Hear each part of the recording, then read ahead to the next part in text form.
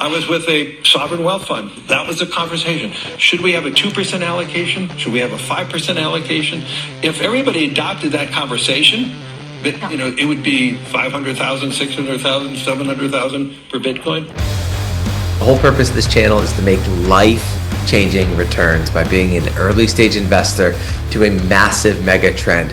How do we do that today? Well, just like the early-stage investors to internet stocks like Amazon, Google, and Microsoft, we have to find what the next massive mega trend is and get in as early as possible. So how do we identify that massive mega trend? We look at what the leaders, the biggest, most powerful people on the planet are doing, what they're investing in, and the future they are building, right? So today we're going to look at what one of the most powerful people on the planet, Larry Fink, the CEO of Blackrock, which manages trillions and trillions and trillions of dollars, what he is saying about a certain asset class. Let's dive right into what he just said. The rally today is about a flight to quality with all the issues around the Israeli war now, global terrorism.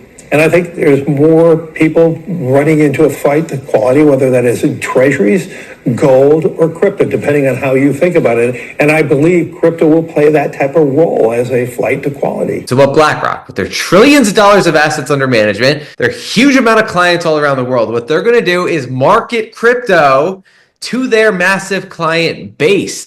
Their job is going to be to funnel as much of that trillions of dollars of assets under management as they possibly can into crypto, right? So a wall of capital moving into crypto. We have the Trump administration greasing the wheels, giving regulatory clarity so that as much of the capital around the world as possible can flood into these assets. And he's saying these assets are a flight to quality, which means our job is to find the assets that are the highest quality and buy them as inexpensively and early as possible. So in this video, we're going to talk about 3 assets that are extremely high quality, and it's not really debatable when you dive into the fundamentals of them. First up, Chainlink. In just 1 week, January 29 to February 7, look at the massive adoption of this asset. CCIP is their interoperable platform that connects different blockchains and apps together. Literally, again, 1 week, January 29 to February 7. BitLayer, Corn, Hashkey, Inc., Polygon, SEI, Sonium, that's Sony's blockchain layer. They all adopted Chainlink CCIP. Smart contract automation, Polygon and Scroll. Functions, Cello adopting it. Data streams, Mantle, Scroll, Sonium, again, that Sony blockchain, and ZK Sync. And then data feeds, Mantle, Ronin, a massive blockchain, Sony, Sonium, and Layer. That's just 1 week's worth of adoption. It's every single week with this massive powerhouse asset. So that's an irrefutably high quality asset. And when Larry Fink is talking about a flight to quality, eventually he's going to talk about these altcoins. The world just hasn't woken up to them, and that's our opportunity. Just like the world didn't wake up to internet stocks until it was too late, until they were too expensive. Well, the world hasn't quite woken up to these early stage assets either. How big tech, ChatGPT, and DeepSeek could lose to decentralized AI. This is from Forbes magazine. Bittensor is an open source decentralized AI protocol. One of the several financial backers behind Bittensor decentralized AI blockchain is Digital Currency Group, a multi-billion-dollar company. So Bittensor currently has 64 subnets. And the way it works is each of these subnets is incentivized to solve a machine learning problem or any other problem the community thinks is valuable. They're incentivized with Tau token emissions, similar to how Bitcoin miners are incentivized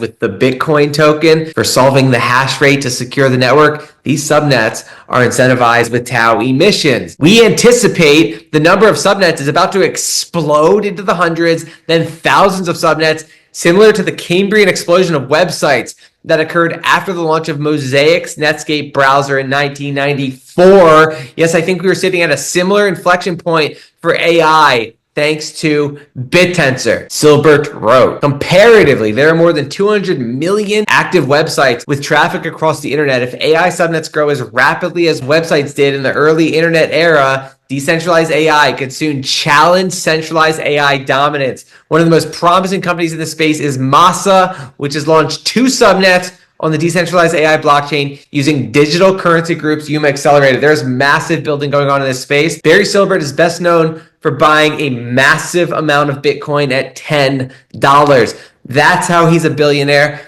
That's how Digital Currency Group became massive. Now he's investing heavily into Yuma. Again, we talk about this asset all the time. so we can't get too deep into it, but that is obviously an extremely high quality asset. So we have Chainlink, we have Tau, then we have the internet computer, world computer. This is the next evolution of compute. First, we had big mainframe cloud computers that only IBM could own and control in their massive mainframes. Then we had the personal computer. That was a big revolution. Then we had the cloud. That's how Amazon, Google Cloud, and Microsoft got incredibly filthy rich by providing the cloud infrastructure to the internet. Now we have a world computer that we can all own a piece of, a supercomputer that is all attached to a tamper-proof, unhackable blockchain for the first time. That is the world computer. We can all own a supercomputer. Imagine if Bitcoin was a supercomputer. That's ICP, a decentralized world computer that we no longer need big tech for, that has governance and is infinitely scalable. And so all that matters when looking at an asset like this is the on-chain fundamentals. Is it growing? Well, here's just one application. Monthly message count on OpenChat is closing in on 1 million. OpenChat is a chat app that runs on the internet computer blockchain. Users can send messages that include tokens like ICP, Bitcoin, and Ethereum. This is an application that runs fully on the blockchain. This is why the internet computer protocol is making so much money, why its revenue is skyrocketing, because instead of having the compute and storage costs paid to big tech like Amazon Web Services, it's all being paid straight to the world computer. That's why ICP is a top 10 asset in terms of the revenue that's being generated. And so OpenChat is skyrocketing in usage. Look at the growth from November to January. It's about to double in a few short months. So that's just one example of an application. Again, is that asset extremely high quality? The on-chain fundamentals say yes, it is growing massively. It's also revolutionary. It's also generating massive revenue. Again, Blackrock's going to do everything in their power to market crypto. Right now, it's just Bitcoin, Ethereum, but the altcoin ETFs are coming. And if you don't believe me, Ripple, Solana, Litecoin, Doge ETFs, highly likely to receive SEC nod in 2025. BlackRock is now a crypto marketer. Their job is to funnel as much capital into these assets as possible. These three assets don't even have ETFs on the SEC's radar yet. We only have Ripple, Solana, Litecoin, and Doge, and Cardano, but these three assets not yet, right? Again, we're getting in early to the highest quality assets on the planet. If you're frightened of your debasement of your currency, or you're frightened of your economic or political stability of your country, you could have an internationally based instrument called Bitcoin that will overcome those local fears. And so I'm a big believer in the utilization of that as an instrument. And so if that becomes true and you see that it could be a proper hedge against maybe hope security or equities, the question is, could you see a 2 or 5% allocation? I was with a sovereign wealth fund during this week, and that was the conversation. Should we have a 2% allocation? Should we have a 5% allocation?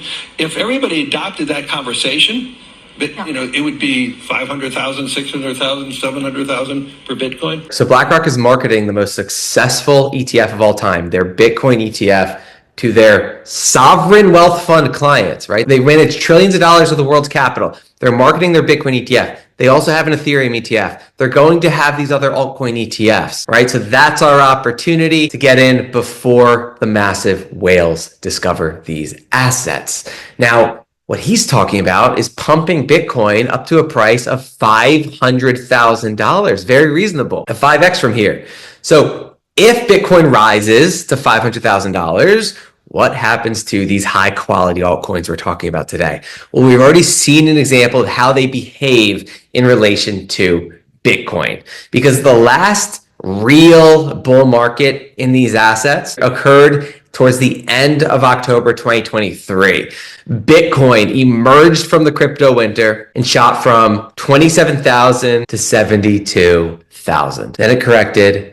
Then on the back of BlackRock's ETF and other massive ETFs, it went from 72,000 up to 100K, right? Because a wall of capital flooded into Bitcoin at that point. And so it did outperform the rest of the crypto market. But really the period from October 2023 to May 2024 is the best representation of what a crypto bull market looks like. We really haven't had that much capital flood into the space except for Bitcoin because of the ETF since May 2024. So let's take a look at how these three assets performed in relation to Bitcoin in the bull run that occurred towards the end of 2023. And that's going to tell us where these assets are headed if Bitcoin heads to $500,000. So first up, the internet computer. In the same time that Bitcoin went from 27K to 72,000, October 23 to May 2024, the internet computer went from a low of $3 up to a high of $19. So that was a 6x move. And so the internet computer outperformed Bitcoin by a factor of 2 in the most recent altcoin pump. So if Bitcoin goes from 100,000 today to 500,000, which is what Larry Fink believes is possible, especially BlackRock markets the daylights out of it, then the internet computer would 10x. If Bitcoin 5x's, the internet computer would 10x. And this is just factoring in previous price history and ICP's relation to Bitcoin. This isn't even factoring in the wall of altcoin ETFs that is coming. This isn't factoring in the ICP ETF that firms like BlackRock will be launching one day. They're going to want to launch as many of these as possible. What about Tau? Well, in October 2023, Tau was around $50. It hit a high of $700 in the time that Bitcoin hit a local top of $72,000. So Tau did a 14x. In the time it took Bitcoin to get a 3x, Tau did a 14x. So Tau outperformed Bitcoin by a factor of 4. So ICP outperformed it by a factor of 2. Tau outperformed it by a factor of 4. Right? So if Bitcoin goes from 100,000 to 500,000, which is a 5x, Tau would do a 20x. Lots of unknowns, but this is just based on exactly what happened in the last real alt season when liquidity flooded into the space. This is all based on previous history and behavior. And so expect a massive outperformance for Tau. If it did do a 20x from here, it would have a price of $8,000. Chainlink. In the time it took Bitcoin to go from 27K to 72K, Chainlink did a move of $6 up to $21. So Chainlink outperformed Bitcoin by about 30%. I would strongly believe that if Bitcoin does that move, these assets are going to far surpass the outperformance we saw at the end of 2023 and the beginning of 2024. They're going to far surpass that outperformance. Right. So Tau outperformed Bitcoin by a factor of 4. ICP outperformed Bitcoin by a factor of 2. Chainlink outperformed Bitcoin by a factor of 30%. I would expect, because of the massive fundamentals of these assets, I would expect them to probably double the outperformance we saw towards the end of 2023 and in the beginning of 2024, because the fundamentals are just going to get better and better and better. The world did not understand these altcoins back then. They're going to understand these altcoins. There's a flood of capital that's coming to these assets.